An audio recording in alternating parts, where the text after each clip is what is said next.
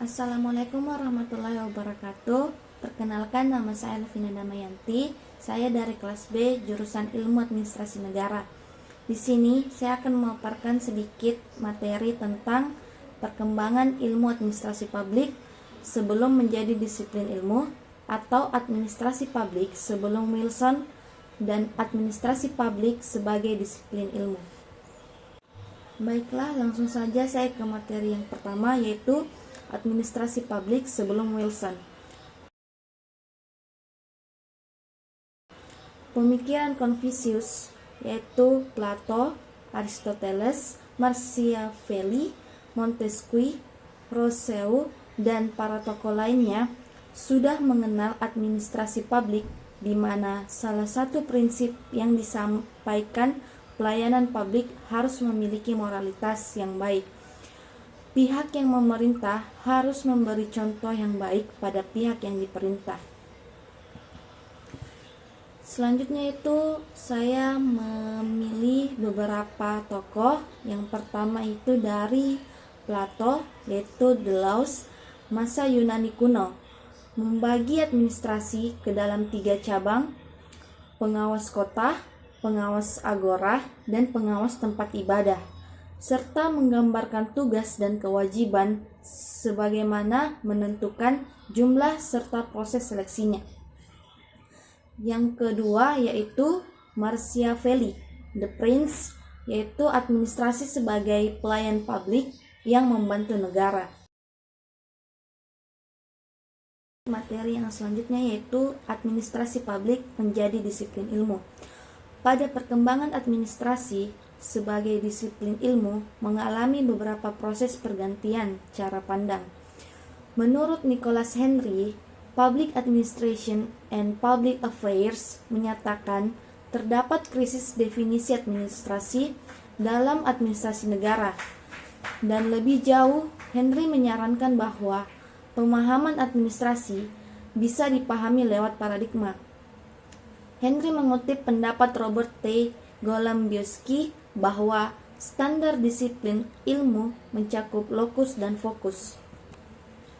Lokus adalah letak atau kelembagaan dari administrasi berada, sedangkan fokus adalah sasaran spesialisasi dari bidang studi. Paradigma yang pertama yaitu dikotomi politik administrasi tahun 1900 sampai 1926. Goodnow dan Leonard Dwight dalam bukunya Politics and Administration menyatakan 2 fungsi pokok dari pemerintah yang berbeda. Yang pertama, fungsi politik yang melahirkan kebijaksanaan atau keinginan negara. Dan yang kedua, fungsi administrasi yang berhubungan dengan pelaksanaan kebijakan negara. Penekanan pada paradigma ini terletak pada lokusnya. Menurut Goodnow, lokusnya berpusat pada government bureaucracy atau birokrasi pemerintahan. Sedangkan fokusnya yaitu metode atau kajian apa yang akan dibahas dalam administrasi publik kurang dibahas secara jelas. Administrasi negara memperoleh legitimasi akademiknya lewat lahirnya Introduction to the Study of Public Administration oleh Leonard Dwight, yang menyatakan dengan tegas bahwa politik seharusnya tidak ikut mencampuri administrasi, dan administrasi negara harus bersifat studi ilmiah yang bersifat bebas nilai. Selanjutnya, paradigma yang kedua yaitu prinsip-prinsip administrasi negara tahun 1927 sampai 1937. Diawali dengan terbitnya Principles of Public Administration karya Willoughby. Pada masa ini, administrasi diwarnai oleh berbagai macam kontribusi dari bidang-bidang lain seperti industri dan manajemen. Berbagai bidang inilah yang membawa dampak yang besar pada timbulnya prinsip-prinsip administrasi. Prinsip-prinsip tersebut yang menjadi fokus kajian administrasi publik. Sedangkan lokus dari paradigma ini kurang ditekankan karena esensi prinsip-prinsip tersebut, di mana dalam kenyataan bahwa Prinsip itu bisa terjadi pada semua tatanan, lingkungan, misi, atau kerangka institusi, ataupun kebudayaan. Dengan demikian, administrasi bisa hidup dimanapun asalkan prinsip-prinsip tersebut dipatuhi. Paradigma yang ketiga yaitu administrasi negara sebagai ilmu politik tahun 1950 hingga 1970. Menurut Herbert Simon, The Provide Administration, prinsip manajemen ilmiah POSDCORB tidak menjelaskan makna publik dari public administration. Menurut Simon, bahwa POSDCORB tidak menjelaskan apa yang seharusnya dilakukan oleh administrator publik, terutama dalam decision making. Kritik Simon ini kemudian menghidupkan kembali perdebatan dikotomi administrasi dan politik. Kemudian muncullah pendapat Morsteinmark, Element of Public Administration, yang kemudian kembali mempertanyakan pemisahan politik dan ekonomi sebagai suatu hal yang tidak realistik dan tidak mungkin. Kesimpulannya, secara singkat dapat dipahami bahwa fase paradigma ini menerapkan suatu usaha untuk menetapkan kembali hubungan konseptual antara administrasi saat ini, karena hal itulah administrasi pulang kembali menemui induk ilmunya, yaitu ilmu politik. Akibatnya, terjadilah perubahan dan pembaruan lokusnya, yakni birokrasi pemerintahan. Akan tetapi konsekuensi dari usaha ini adalah keharusan untuk merumuskan bidang ini dalam hubungannya dengan fokus keahliannya yang esensial.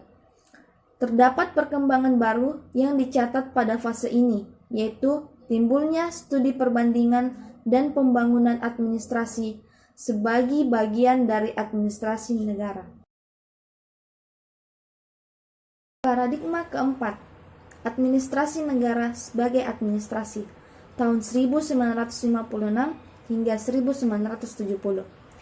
Istilah administrative science digunakan dalam paradigma 4 ini untuk menunjukkan isi dan fokus pembicaraan sebagai suatu paradigma. Pada fase ini, ilmu administrasi hanya menekankan fokus, tetapi tidak pada lokusnya. Ia menawarkan teknik-teknik yang memerlukan keahlian dan spesialisasi. Pengembangan paradigma keempat ini bukannya tanpa hambatan. Banyak persoalan yang harus dijawab, seperti misal adalah apakah jika fokus tunggal telah dipilih oleh administrasi negara, yakni ilmu administrasi, apakah ia berhak bicara tentang publik atau negara dalam administrasi tersebut, dan banyak persoalan lainnya.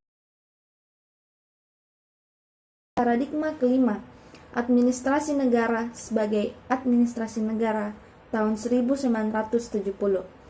Pemikiran Herbert Simon tentang perlunya dua aspek yang perlu dikembangkan dalam disiplin administrasi negara. Yang pertama, ahli administrasi negara meminati pengembangan suatu ilmu administrasi negara yang murni. 2. Satu kelompok yang lebih besar meminati persoalan-persoalan mengenai kebijaksanaan publik.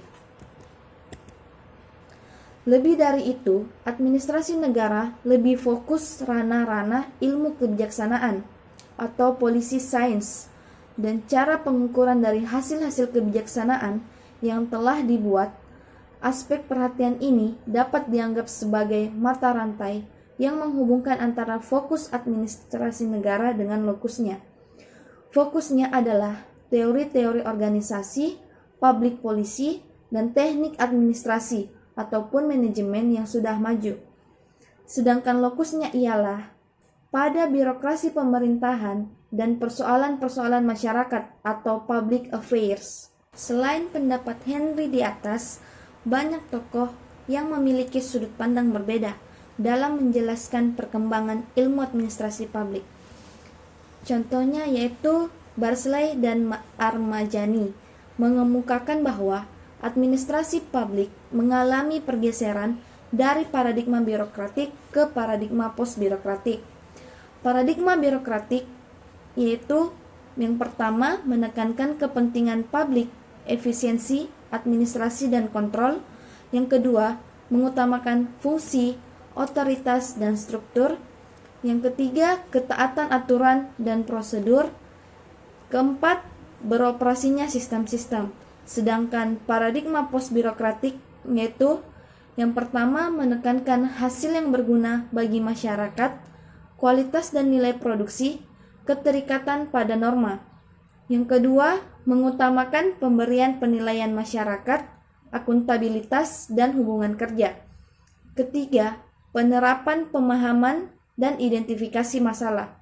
Dan yang terakhir, pengukuran hasil dan memperluas pilihan pelanggan.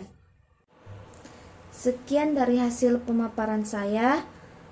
Kurang dan lebihnya mohon dimaafkan. Assalamualaikum warahmatullahi wabarakatuh.